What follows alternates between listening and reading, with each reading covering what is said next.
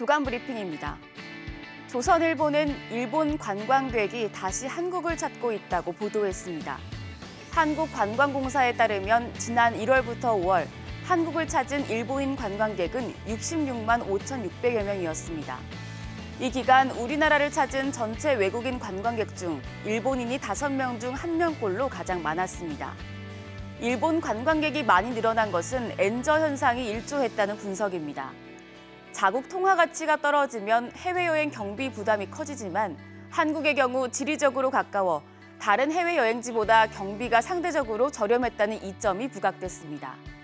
일본 관광객 중에는 특히 20, 30대 여성이 27.6%를 차지했는데 한류 바람도 이들을 한국행 항공권을 끊게 한 이유로 분석됩니다.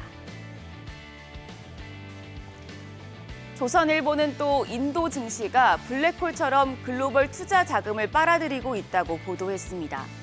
블룸버그에 따르면 올 2분기에만 외국인 자금 136억 달러, 우리 돈 약 17조 5,500억 원이 몰렸습니다. 인도 증시를 대표하는 센섹스 지수는 지난달 21일 63,523.15로 역대 최고를 찍더니 이달까지 4번이나 사상 최고가를 갈아치웠습니다. 그 결과 1년 전보다 센섹스 지수는 21.77%, 니프티 50 지수는 21.06% 올랐습니다. 미중 갈등 와중에 벌어지는 글로벌 공급망 재편 움직임 속에 인도가 포스트 차이나로 급부상한 영향으로 풀이됩니다. 우리나라 투자자들도 인도 증시에 주목하고 있습니다. 금융정보업체 FN가이드에 따르면 최근 3개월 사이 국내 인도 주식형 펀드 27개에 투자금 2,730억 원이 순유입됐습니다. 매일경제신문은 중국 당국이 세계 3대 컨설팅 업체 중 한 곳으로 꼽히는 미국 베이앤드컴퍼니에 화해의 손을 내밀었다고 보도했습니다. 미국 컨설팅 회사인 베이앤드컴퍼니는 지난 10일 위챗 공식 계정을 통해 위융 상하이시 징안구 공산당 위원회 서기가 지난 5일 자사 상하이 사무소를 방문했다고 밝혔습니다. 이 자리에서 위 서기는 미래에도 징안구는 기업 위주의 자세로 인류 영업 환경을 만들고 기업 발전을 위해 후원하겠다고 말했다고 베이앤드컴퍼니는 전했습니다. 지난 4월 중국 공안이 베이앤드컴퍼니 상하이 지점 직원을 대상으로 수사를 벌이고 있다는 사실이 공개되면서 중국이 외국계 기업을 탄압하는 것이 아니냐는 논란이 일었었는데요. 이런 상황에서 이뤄지는 상하이시 공산당 고위 간부의 베이앤드컴퍼니 방문은 중국 내 외국계 기업의 불안감을 가라앉히려는 시도로 해석됩니다. 월스트리트 저널은 경제 살리기에 정책 역량을 쏟아붓고 있는 중국이 외자 기업 지원 정책을 쏟아내는 것과 일맥상통한다고 평가했습니다. 한겨레 신문은 지난달 가계 대출이 3조 5천억 원 늘며 3개월 연속 증가세를 기록했다고 보도했습니다.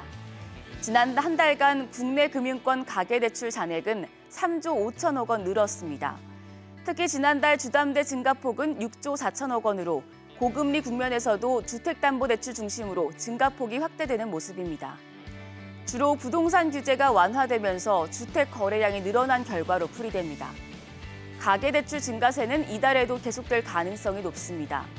전국 아파트 매매 거래량은 통상 2, 3개월 뒤 주담대 수요에 영향을 미치는데 지난 5월에 3만 7천 호를 기록하며 4월보다 늘었기 때문입니다. 한국의 경제의 주요 리스크 요인으로 꼽히는 가계부채가 다시 꿈틀대는 것 아니냐는 우려가 나오자 금융당국은 향후 추이를 지켜보면서 필요시 안정 조치를 취하겠다고 밝혔습니다. 마지막으로 중앙일보는 올 여름 일부 서학개미들이 과감히 하락에 베팅했다가 손실을 보고 있다고 보도했습니다. 일부 과감한 개미는 2배 베팅도 부족해 수익률 3배 상품으로 몰려들고 있습니다. 한국예탁결제원에 따르면 지난 11일 기준 올해 서학개미의 순매수 상위 3개 종목은 지수 움직임에 따라 3배 수익률이 결정되는 레버리지 ETF로 디렉시온 데일리 20년 국채 불3X, 프로쉐어즈 울트라 프로 숏 QQQ, 디렉시온 데일리 세미컨덕터 베어 3X 쉐어즈인데요. 이들의 전체 순매수액은 13억 508만 달러, 약 1조 6,835억 원에 달했습니다. 하지만 인베스팅닷컴에 따르면 현지 시간 11일 기준 세배 레버리지에 투자하는 미국 ETF 모두 한 달 수익률이 마이너스를 기록했습니다. NH투자증권은 연초 전문가의 예상과 달리 글로벌 경기 침체가 지연되고 있다며 변동성이 큰 장에서 시장 방향을 맞춰서 돈을 벌려 하는 건 리스크가 크다고 조언했습니다. 지금까지 조간 브리핑이었습니다.